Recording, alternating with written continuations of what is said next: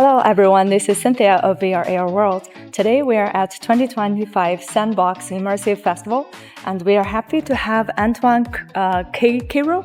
Yeah, we are happy to have Antoine Cayrol together with us. Antoine, would you like to introduce yourself to our audiences? For sure. Thank you for having me. It's a pleasure to give this interview during this amazing festival. So my name is Antoine Cayrol. I'm the founder and CEO of a company called Atlas V. What we do at Atlas V is we produce immersive content. A lot of different kind of immersive content. We do video games, we do narrative, we do online, we do location-based, we do documentary, we do fiction. But the only thing that all these projects have in common is like it's never on a classic screen. It's always immersive. So a lot of what we do is virtual reality. We do also sometimes mixed reality, augmented reality, immersive installation. So as long as it's not in a square screen, we can do it. You can do it. Okay, that's great. So Antoine, we've already know a lot of masterpieces you've created. So could you introduce what's next? What's the next is coming to the market? So I think the next thing that we'll release at Atlas V, we have two different kind of genre. We are going to release a few video games on the next coming months. One is called Scanner Scam, and then Tyrannical King are coming on the store next month on the MetaQuest store. We'll hope to bring that to other devices like Pico later on. So this video game is kind of the first for us because we did a lot of narrative in the past, but we are moving also a lot into video game. So that's stuff that will be released soon online. And then we are going to release also some location-based projects, something that are more for the audience on a ticket-based event. So one of them is called Collective Body, that is in selection on the festival, that you can watch at the box during 1 month. It will be showcased in Beijing. So after that, we'll open in New York next week in the Lincoln Theater, and I hope that this piece will tour all over the world.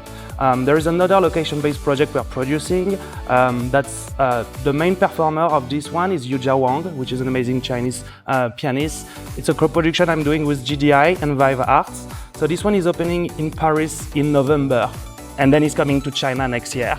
So I'm really excited about this one. And it's a project that will reach a lot of different audience because we're opening in Paris, then in China, then in New York, then in London, and then hopefully in New York. So that's 2 video game and 2 location-based VR. That will be the next stuff that we'll release next year.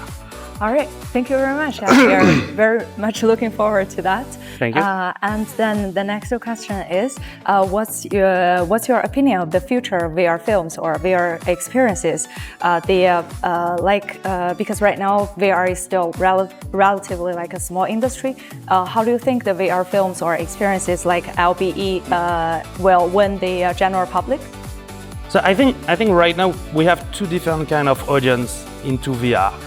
We have the online audience, and the online audience, people doing VR at home, are mostly young people, even kids, like 15 to 20. And these people, what they want right now is playing a lot of video game, casual video game. They want to have quick fun. We've seen the success of Beat Saber, Gorilla Tag, all this kind of stuff. So I think for this audience, the goal is not to provide them with movie right now.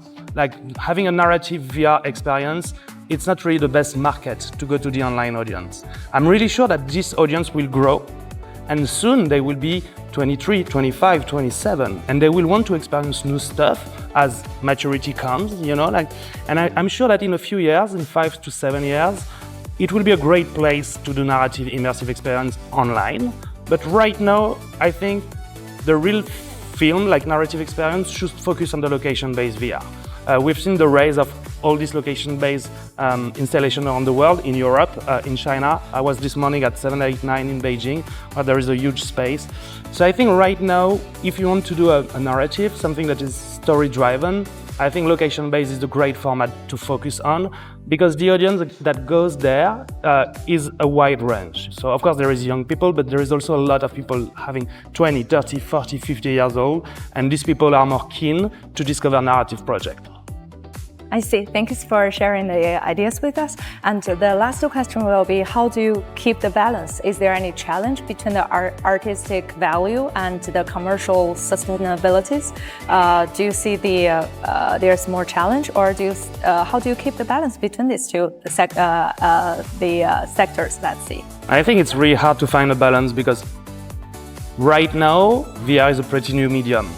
So it's hard to do a niche within a niche. So VR is a small market, so if you want to make profit, we need to target a lot of this small market.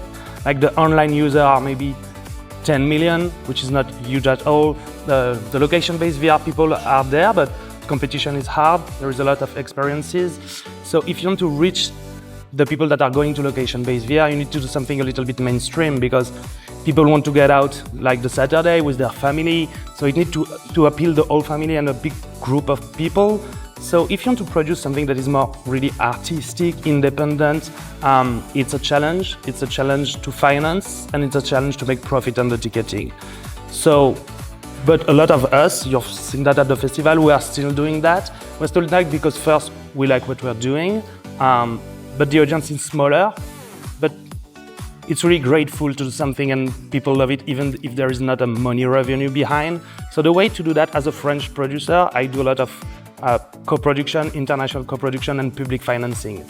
So basically a lot of the countries in Europe are financing VR projects just so we can create employment. They don't ask money return. They don't ask this financial return that private people will ask. So if I will go towards something more indie artistic, I will finance it with public money that don't have revenue expectation. But the balance is really hard to do because as a company, I also need to make profit. That's what the company is made for.